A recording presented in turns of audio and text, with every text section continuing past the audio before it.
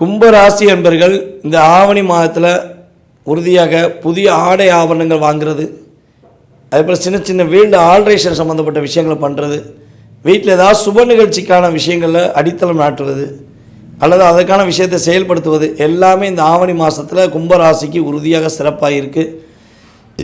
குரு பகவானுடைய செயல்பாடுகள் மூலமாகவும் சனி பகவானுடைய வக்கர நிலை மூலமாகவும் சூரிய பகவானுடைய முழு ஆதிக்கம் மூலமாகவும் நீங்கள் செயல்படுத்த போகிறீங்க. அப்போ உங்களுடைய தகப்பனார் வழி உறவுகளில் ஏதாவது சின்ன சிக்கலை ஏற்படுத்தியிருக்காங்க, ஒரு மன அழுத்தத்தை ஏற்படுத்தியிருக்காங்கன்னா நீங்கள் போய் பொறுமையாக உட்காந்து பேசுங்க.